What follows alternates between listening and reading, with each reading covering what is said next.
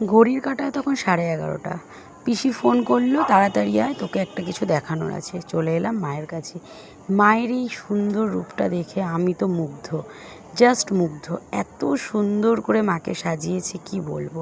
পিসি phone করেছিল তার একটাই কারণ পরের দিন প্রচণ্ড ভিড় হয়, মাকে হয়তো সামনে থেকে দেখার সুযোগ পেতাম না।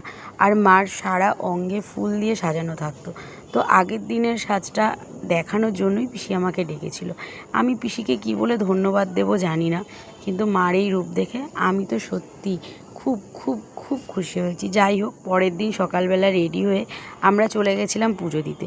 যেহেতু এটা মানে মায়ের হচ্ছে প্রতিষ্ঠা দিবস, তো সেহেতু এই পুজোটা সকাল করেই হয়। সকালে দুপুরের মধ্যে পুজোটা শুরু হয়ে যায়। 1টার সময় পুজোয় বসেছিল, তো আমরা যথারীতি রেডি হয়ে মার কাছে চলে গেছিলাম।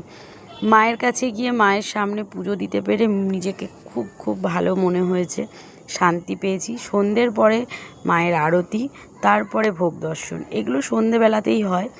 তারপরে চলে গেছিলাম খাবারের ওখানে। এখানে দাঁড়িয়েই খাওয়া দেয়, সবাইকে প্রসাদ দেয়, কারণ এখানে বসার জায়গাটা খুব কম।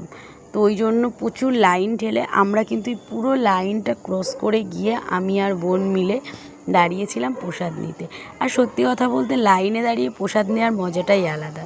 প্রসাদ নিয়ে একটু সময় করে মায়ের পাশে এসে বসলাম।